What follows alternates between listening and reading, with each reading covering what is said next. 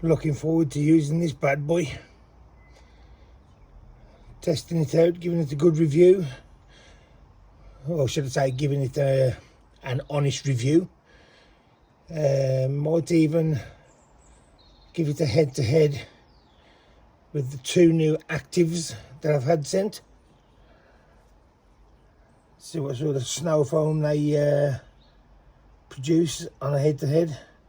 But yeah, here it is guys, the new MJJC Pro 3.0, all ready for a review as soon as this rain stops. Hopefully, fingers crossed, we've got a dry day Saturday here in the Midlands.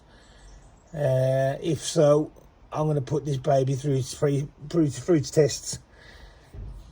See what we got. I'm 100% sure it's not going to disappoint, and it will be there among my best snow foam lances.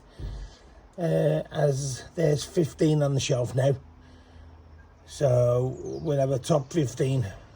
Let's see where this one sits.